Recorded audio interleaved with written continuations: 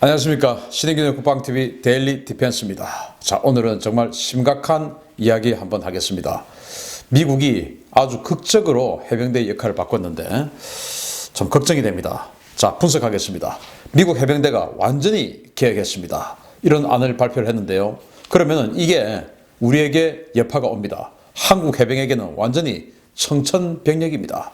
한국 해병의 개념, 작전 계획, 그리고 전력 계획, 장비, 그리고 앞으로 어떻게 할 것이냐, 또는 해병대의 본질적인 존립, 이 모든 것이 지금 완전히 원점에서 재검토해야 되는 게 아닌가 하는 그런 정도의 충격파가 올 것 같습니다. 어떤 내용인지 한번 보시겠습니다.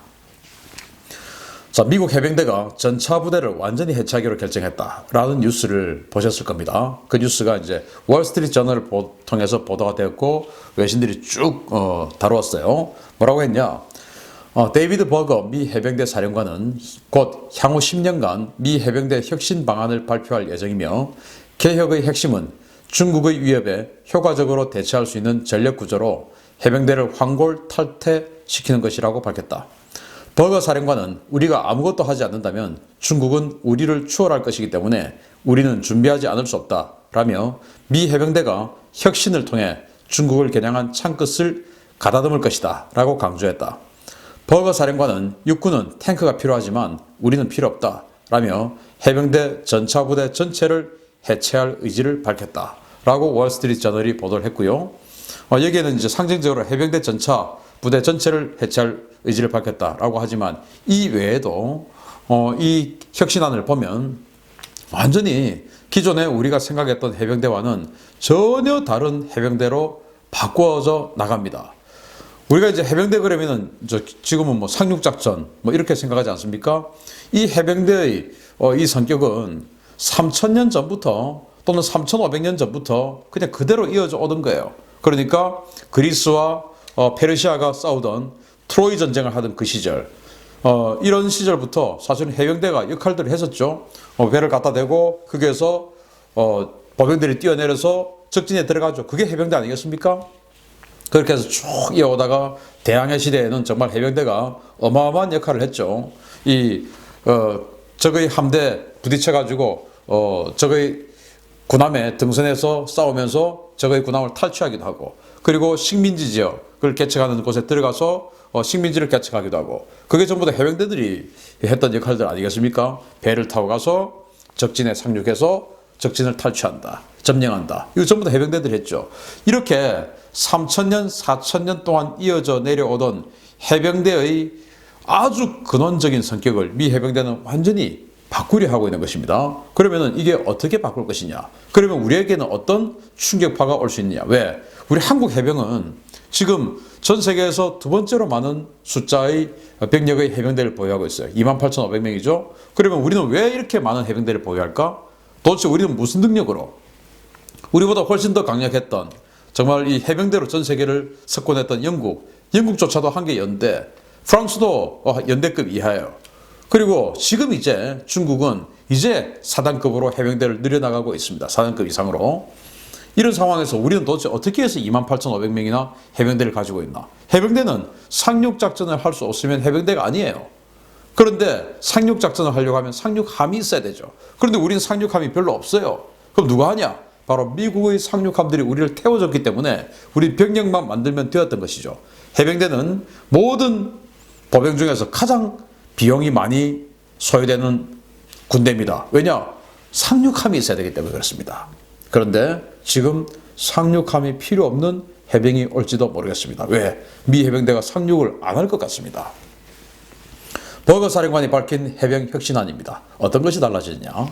이제 언론 내용을 종합해보면 이렇습니다. 병력은 지금 현재 미 해병대 병력이 18만 9천 명인데 17만 명으로 줄여요.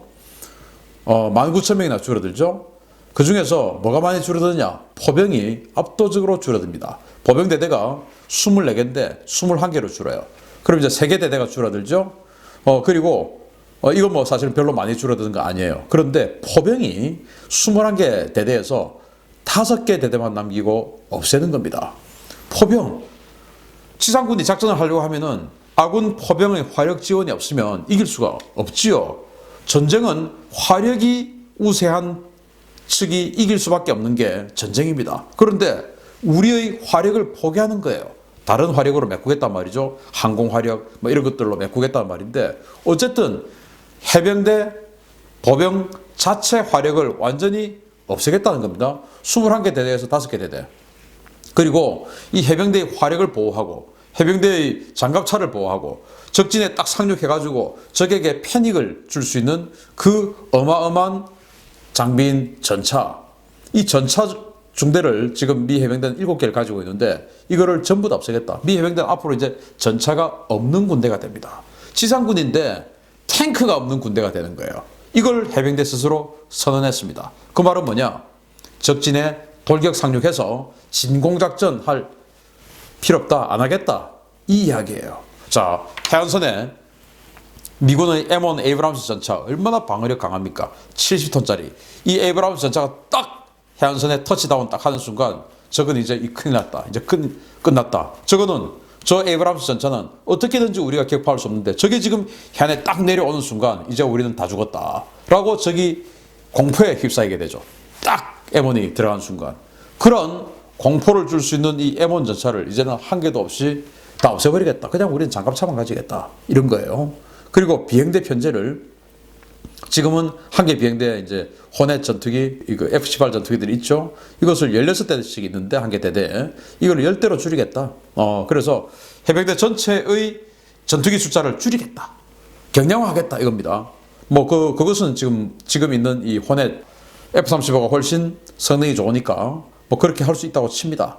그러면서 더 전입 강경인 것은 비행단의 중심 전력을 해병대는 수직 상륙, 수평 상륙, 수평 상륙은 돌격 상륙하는 것이죠. 상륙 장갑차를 통해서 돌격 상륙하는 게 수평 상륙이에요. 그리고 수직 상륙은 낙하산을 타고 뛰어내리든지 헬기를 타고 레펠 하든지 이런 항공 작전을 통한 적진 후방 침투 이런 걸 이제 수직 착륙이라고 하는데 이 수직 착륙의 핵심 수단인 회전익 즉 헬리콥터 숫자를 줄이겠다는 겁니다. 이제 그러니까 수평 상륙이든 수직 상륙이든 이제는 별 관심 없다. 그러면서 KC-130J 공중급유기 겸 수송기예요. 이걸 지금 느리겠다는 겁니다. 도대체 이걸 왜 느리겠냐?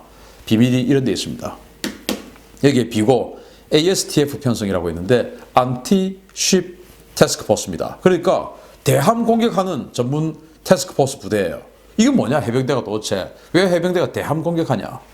아까 버거 사령관이 이야기했죠. 우리가 가만히 있으면 중국이 우리를 추월한다. 그러니까 미 해병대의 이제 목표는 오직 중국인 겁니다.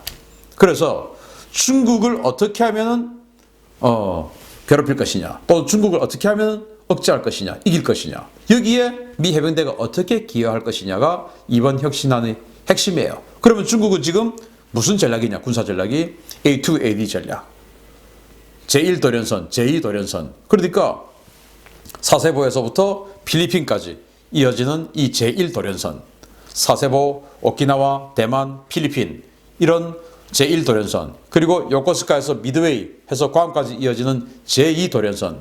그러니까 제1도련선 이 사세보에서부터 필리핀까지 동중국해, 남중국해의 제해권을 먼저 가지자. 이게 중국의 1차 목표. 2차 목표는 요코스카에서 미드웨이, 괌까지의 이 영역의 제해권을 가지자. 즉 서태평양 전체의 제해권을 가져서 미군이 못 들어오게 하자. 이게 중국의 지금 이제 전략이에요. 이걸 이제 깨는 겁니다. 그러려면 해군력이 강해야 되겠죠.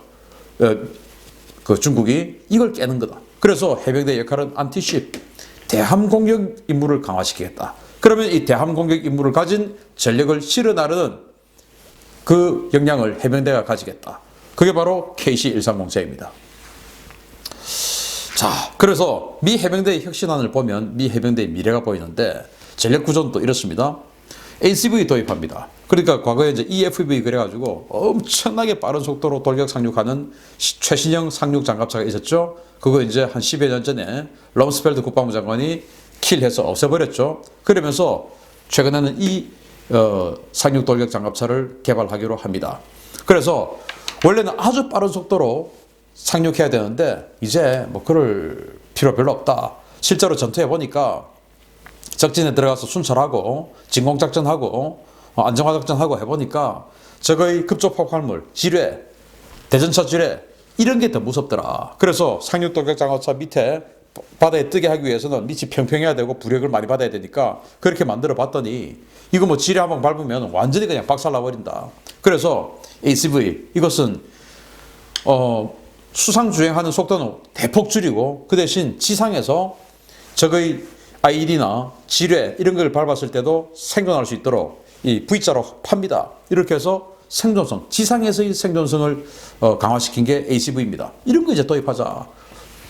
돌격 상륙 이런 거 별 의미 없다.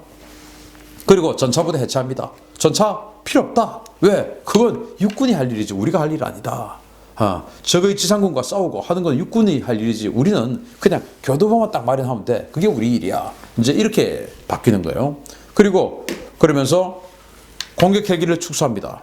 여기 이제 UH-1Y가 있고 AH-1Z 코브라 바이퍼가 있는데 이런 것도 전부 다 그 해병대는 공격 헬기로 봐요. UH-1Y 같은 경우도 이제 건식으로 봅니다. 이런 공격 헬기들을 축소합니다. 그럼 뭐냐? 바로 상륙 작전을 할 때 적의 어떤 그 방어군을 때려주는 우리가 전차가 또는 장갑차가 안전하게 상륙할 수 있도록 적의 방어군을 완전 때려주는 이런 역할을 축소하겠다는 겁니다. 그 말은 상륙 작전 할 일 별로 없다라는 겁니다. 그리고 포신포병 아까 보셨듯이 21개 대대에서 5개 대대로 대폭 줄이고 그런 대대마저도 이런 포신포병이 아니고 대부분 하이마스, 다련장 로켓 이런 것들로 바꾸는 겁니다. 그런데 제가 말씀드렸듯이 하이마스는 PRSM 같은 그런 단거리 그 지대지 미사일로 대체되는 탄이 대체되는 그런 추세로 가고 있지 않습니까? C-130에 하이마스 실어서 다영역 전투하는 용도로 해병대가 쓰겠다 이거 아닙니까? 그래서 C-130이 늘어나는 거예요. KC-130 공중급유도 해주고 그러면서 이제 하이마스 실어나르고 거기에다가 PRSM 같은 중단거리 탄도미사일 실어서 쏘고 이걸 가지고 적의 지상도 타격하고 적의 군함도 타격하고 자탄 쏟아가지고 이런 식으로 한다라고 제가 계속 지금 이 유튜브를 통해서 말씀드리고 있죠. 이게 지금 공식적으로 현실화가 되는 거예요. 그러면은 뭐냐? 상륙작전 안 한다. 이게 지금 핵심 포인트인 겁니다. 해병대인데 상륙작전 안 한다. 그럼 뭐 하냐? 도서 기반 대함 타격하는 거예요. 핵심 임무가. 도서를 기반으로 대함 타격을 한다. 그래서 해군, 해병, 원정, 함정 차단 시스템 네메시스 프로그램이라고 하죠. 이 네메시스 이걸 통해서 항공기로 신속하게 전개시킬 수 있는 전술 차량에 대함 미사일을 결합해서 원격으로 제어하는 이동식 대함 미사일 발사 플랫폼입니다. 여기에는 LRA-SM 또는 신형 하푼 또는 NSM 미사일이 후보로 경합 중입니다. 자, 여기 보시면 JLTV 로그 파이어스라고 되어 있는데 이게 지금 JLTV 그러니까 차세대 험비죠. 험비 대체 모델이 JLTV죠. 그 JLTV인데 캐빈이 없죠. 이것은 엔진만 붙어 있고 무인이니까 그 차세대 소형 트럭을 소형 집차를 사람이 안 타게끔 다 개조해버리고 그냥 엔진만 있고 여기에다가 미사일 발사대를 갖다 놓습니다. 이 미사일 발사대에 대함 미사일을 집어넣는 겁니다. 그 대함 미사일의 모델 대상으로는 LRASM 인공지능 대함 미사일이죠. 미국이 지금 개발 중인 인공지능 대함 미사일. 이거 사정거리 한 400km 됩니다. 신형 하푼 이거 사정거리 한 200km 되죠. 그리고 NSM 스텔스 미사일이죠. 노르웨이 콩스버그가 개발해서 미국이 지금 갖다 쓰고 있는 개조해서 쓰고 있는 NSM 이것도 사정거리 한 200km 되죠. 이런 걸 여기다가 집어넣어서 킹스텔리온 헬기 이런 것들로 갖다 아무데나 도서지역에 갖다 놓고 도서지역이 없으면 바지선에 그냥 실어놓고 쏘겠다는 겁니다. 뭘 향해서? 적의 군함을 향해서. 바로 중국의 군함을 향해서. 그래서 이렇게 지금 이어져 있는 오키나와 제도 그리고 대만 이런 데서 그냥 쏘면 돼요. 또 이렇게 그냥 아무데나 바지선 또는 작은 상륙함 이런 데서도 이거 갖다 놓고 쏘면 돼요. 이렇게 해서 중국의 군함을 우리 아군 군함이 아니더라도 함대 결전을 하지 않더라도 또는 우리 전투기 가서 폭격하지 않더라도 해병대 스스로의 전력으로 중국의 해군력을 완전히 봉쇄하는 이 역할을 해병대가 하겠다. 그겁니다. 해병대가 적진에 상륙하는 게 아니고 적의 해군이 나오는 것을 봉쇄하는 역할을 해병대가 해주겠다. 지금 이렇게 지금 바뀐 거예요. 그 적은 어디냐? 중국이죠. 자, 이렇게 이제 해병대가 개혁하는 프로그램을 완전 하는데, 그럼 어떤 후폭풍이 올까요? 미 해병대는 이제 건함 사업의 변화가 옵니다. 그래서 아메리카급 LHA, 그러니까 강습 상륙함이죠. 웰덱을 폐기합니다. 아메리카급 와스프 강습 상륙함의 후속 모델이죠. 한 45,000톤 되는 강습 상륙함. 그걸 이제 사실은 요즘은 항공모함으로 제가 표현을 하기도 하는데, 왜 항공모함으로 표현하냐? 뒤에 배가 있으면 뒤에 이제 상륙함들은 웰덱이 있어가지고 램프가 있어가지고 이 램프가 열리고 그렇게 해서 상륙 장갑차나 공기 부양정이나 이런 것들이 나오거든요. 그래서 바다로 들어가서 상륙 작전을 합니다. 이걸 없애버린 거예요. 아메리카급은. 그 말 뭐냐? 공기 부양정 안 싣겠다. 상륙 돌격 장갑차 안 싣겠다는 겁니다. 아메리카에. 그러면 기존에 와스프 강습 상륙함 45,000톤짜리 여기다가 실어서 작전을 했던 그 기존의 전력도 어떤 그 규모, 작전 계획 이런 것들이 있을 텐데 그걸 가장 큰 상륙함인 이 와스프급 상륙함을 대체하는 이 아메리카급이 그 공기부양정을 안 싣고 상륙 장갑차를 안 싣고 자주포를 안 싣고 그런 거를 안 싣겠다 이겁니다. 그럼 뭐냐? 상륙 세력이 적어진다는 겁니다. 그 말을 더 나가면 뭐냐? 상륙할 필요 없다 이건 것이죠. 그래서 아메리카급 이 강습 상륙함의 웰덱을 폐기하고, 그리고 여기 이제 샌안토니오급 강습 상륙함이 있는데 이 샌안토니오급은 이제 사업이 끝났어요. 그리고 저 뒤에 있는 이 위드비 아일랜드급 상륙함 여기 보이죠? 이게 이제 구형 상륙함인데 덩치가 이 샌안토니오급하고 이 위드비 아일랜드하고 다 비슷합니다. 16,000톤에서 한 25,000톤 이렇게 비슷한데 능력이 좀 비슷해요. 상륙 수송 능력이 비슷하다는 겁니다. 작전 능력이 비슷하다는 게 아니고. 자, 그러면은 이게 오래됐기 때문에 이거 대체하는 사업이 나와야 돼요. 그런데 이게 없습니다. 지금 미국의 강습 상륙 전단은 이렇게 해서 와스프 또는 아메리카급 강습 상륙함 하나, 샌안토니오급 강습 상륙함 하나, 그리고 위드비 아일랜드급 강습 상륙함 하나, 이렇게 해서 세 척의 대형 상륙함, 이렇게 세 척이 바로 하나의 강습 상륙 전단입니다. 여기에 이제 호위 함대가 따라붙죠. 이지스함 이런 것들이 따라붙으면 이제 이렇게 상륙할 수 있는 전력이 세팅이 되는데 이걸 안 하겠다는 겁니다. 이 위드비 아일랜드의 후속 모델이 지금 없다라고 하는 것은 이제 이런 대형 상륙함 필요 없지 않나? 라는 생각을 하는 것이죠. 자, 이러면 우리에게는 무슨 일이 올까요? 나중에 말씀드리겠습니다. 큰일 났습니다.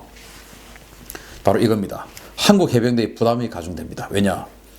니들 알아서 해. 이게 되는 것이죠. 왜냐? 지금 우리 한국 해병대, 아까 제가 모두에 말씀드렸듯이 28,500명의 해병대가 있는데 왜 우리는 세계에서 두 번째 경제력, 두 번째 군사력이 아님에도 불구하고 두 번째로 많은 해병대를 가지고 있을까요? 우리 한국 해병은 전부 미국 해병하고 합동작전을 하기 위해서 만들어 놓은 군대예요.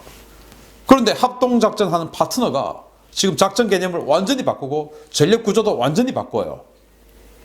그런데 우리 한국 해군은, 해병대는 상륙작전에 대한 개념을 그대로 가지고 있습니다. 미국은 지금 보시다시피 상륙작전에 대한 개념을 완전히 바꾸어요. 근데 우리는 그대로 있습니다. 그럼 어떻게 해야 됩니까? 상륙작전 하려면은 그 어마어마하게 비싼 한 척에 5천억짜리 하는 이런 상륙함들을 우리는 앞으로 몇 척을 지금 더 만들어야 되는 거예요. 미국이 상륙함을 더 이상 안 만들 것이기 때문에 지금 현재 우리 한국 해군은 독자적으로 우리 해병대를 한 개 여단 정도 실어 나를 수 있습니다. 상륙할 수 있죠. 한 개 여단. 한 개 여단 뭐 들어가 봐야 북한 지역에 들어가면 그냥 녹아서 없어져 버리겠죠. 한 개 사단 정도 팍 들어가서 임팩트를 좀 줘도 될까 말까 하겠죠. 왜? 지상군이 북한이 워낙 많으니까. 그래서 우리는 미군하고 같이 들어가는 것이죠. 근데 지금 미군 우리는 안 들어가 라는 쪽으로 지금 바뀌고 니들 들어가고 싶으면 니 혼자 들어가. 그러면 상륙하면 어떻게 해? 니들 만들어. 이렇게 되는 겁니다. 니들 알아서 해. 이 되겠습니까 지금?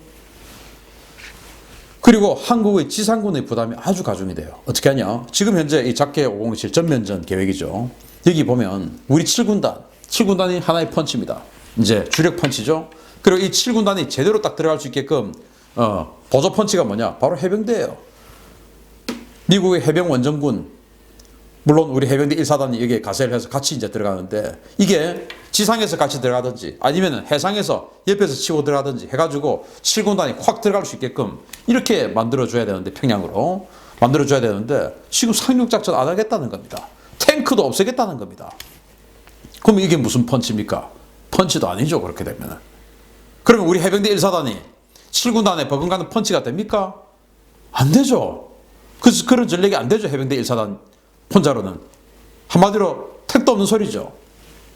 그럼 해병대 1사단은 앞으로 어떤 역할을 가진, 어떤 전력을 가진, 어떤 목표를 가진 이런 군대가 돼야 될까요? 우리 고민해야 됩니다. 그런데 고민을 안 하고 있어요. 자, 그래서 미 해병대 계획 프로그램 이제 어떤 후폭이 불어요? 우리 한국의 전략적 가치가 이제 급감하는 겁니다. 왜냐? 그전에는 지금까지는 합동 작전 접근 전략해서 조학 전략, Joint Operation Access Concept. 그래서 1단계 중국의 랴오닝 항모 같은 이런 대양 해군을 원양해서 경멸한다. 2단계 중국의 지대함 미사일 또는 연안 해군 이런 것들을 중국의 연안에서 경멸한다. 3단계 마지막이죠. 3단계는 상륙작전 등을 통해서 적의 심장부를 타격하고 나온다. 이게 미 합참의 작전 전략입니다. 바로 조학 전략이라고 하죠. 제가 이 조학 전략에 대해서 2014년경부터 어마어마하게 이야기를 했었어요. 그래서 우리도 이렇게 해야 된다. 신인균 조학, JOAC 또는 조학 이렇게 네이버나 구글에 쳐보시면 제가 방송에서 했던 말들 또는 기고했던 글 또는 칼럼 이런 게 어마어마하게 나옵니다. 인터뷰 많이 나옵니다. 왜? 알고 있었으니까. 그래서 우리 바꿔야 된다. 그래서 이 조학 전략이 유지가 될 때는 우리 한국이 대단히 중요한 지정학적 위치였어요. 왜냐? 이 2단계에서 우리는 이 2단계를 성공시킬 수 있는 핵심적인 작전 기지가 됩니다. 핵심적이죠. 왜냐?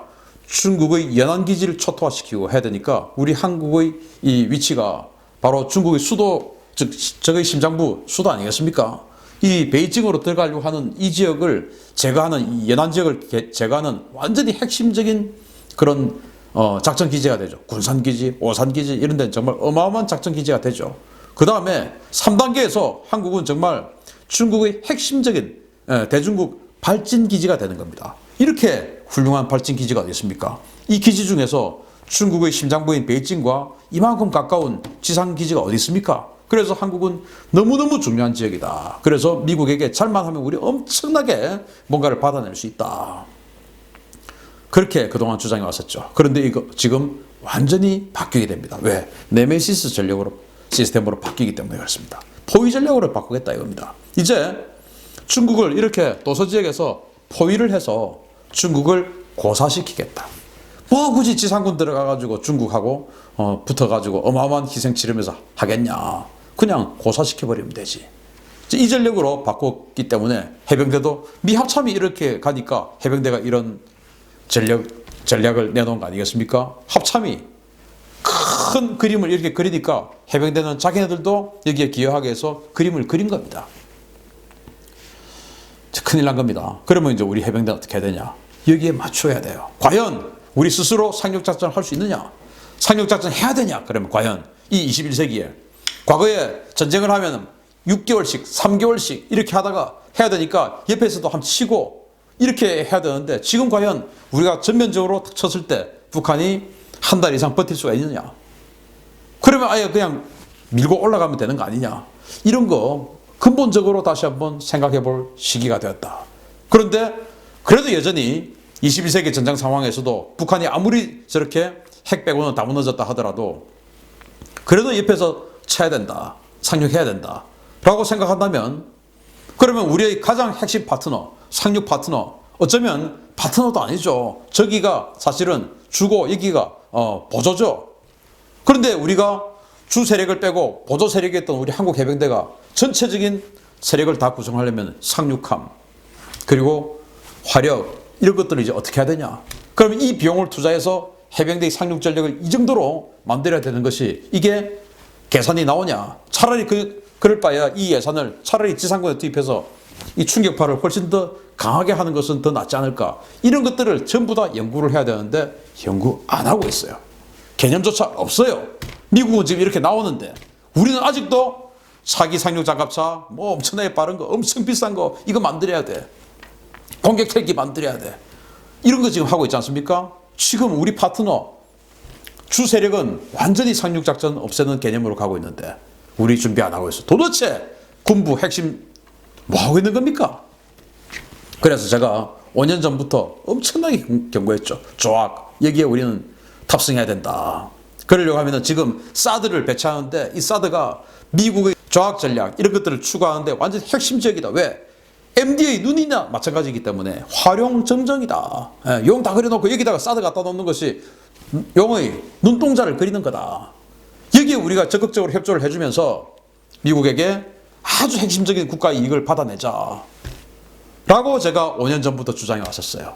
자, 지금 이 정부는 뭐 우리가 알듯이 미국하고 같이 협력하고 싶지도 않고 북한에게 해대는 거 하고 싶지도 않고 이렇게 우리는 생각하는 부분이 많지 않습니까? 이 정부 포기했다 칩시다. 전 정부 그 잘난 분들 뭐 했어요 도대체? 제가 사드 당연히 들어와야 되죠. 그러나 잠시 스테이 하면서 미국에게 사드 좋다. 그런데 우리 지금 국내 반대하는 사람들 저렇게 많은데 이거 우리 해주려면은 우리 반대 극복해야 되고 중국이 지금 저러고 있는데 우리에게 이제 무역 보복하겠다고 하고 하는데 우리 그냥 해줄 수 없지 않느냐. 해줄게. 그리고 MD도 같이 하자 하는데 너희들은 우리한테 뭐 해줄래? 라고 협상을 하자라고 제가 그렇게 주장을 했었어요. 근데 지금 된 게 뭐 있습니까? 제가 그럴 때 자칭 우파라고 하는 사람들은 저보고 아주 나쁜 놈이다. 미국에게 해대는 그런 한미동맹 해대는 짓이다. 하고 저를 엄청나게 비난했었습니다. 저는 좀 미국 좋습니다. 과거에도 우리를 위해서 피를 흘려줬고 앞으로도 우리가 생존하고 번영하는데 가장 중요한 파트너가 미국이기 때문에 미국 대단히 좋아합니다. 그러나 왜 좋아하느냐? 과거에 우리를 위해서 피를 흘려줬기 때문에 좋아하는 거 이만큼 있지만 앞으로의 우리의 번영을 담보해줄 파트너이기 때문에 좋아하는 거 이만큼입니다. 그게 더 중요하다 이거예요. 미래가 더 중요하다 이거예요. 그런데 일반적인 자칭 우파들은 그게 그렇게 아니죠. 그냥 미국 하면 무조건 해줘야 돼. 저는 한국인이지 미국인이 아닙니다. 당연히 한미동맹 잘 가야죠. 무조건 든든하게 가야죠. 그렇지만 우리를 희생하면서 해서는 안 된다 이거예요. 그런데 사드 사태에서 우리 정부가 해놓은 게 뭐가 있습니까? 지금 정부는 더 완전히 엎어버렸죠. 브레인들 좌든 우든 진보든 보수든 도대체 뭡니까? 미국이 이렇게 지금 바뀌고 있는데 지금 현재 군도 아무 생각도 안 하고 있어요. 제가 이렇게 목소리 높이는 이유는 너무 안타까워서 그렇습니다. 부디 이제 바뀌는 국회 또 바꿔야 할 또 바뀔 정부 외교 관리들 제발 우리 국익을 위해서 전향적으로 바라보면서 이런 군사 전략 우리 군이 해병대니까 또는 육군이니까 공군이니까 해군이니까 이런 거 따지지 말고 우리 군 전체를 어떻게 설계해야 되느냐 이거 진짜 들여다봐야 됩니다. 야, 군 설계하는데 야 니들 먹고 얼마 떼줄게 그래 알았어 이거 하면 안 된다 이겁니다. 정말 안타깝게 변하고 있습니다. 해병대 정신 차리고 전력 구성 제대로 하십시오. 지금처럼 아직 뭐 이런 소리 하지 말길 바랍니다. 안타깝습니다. 마치겠습니다.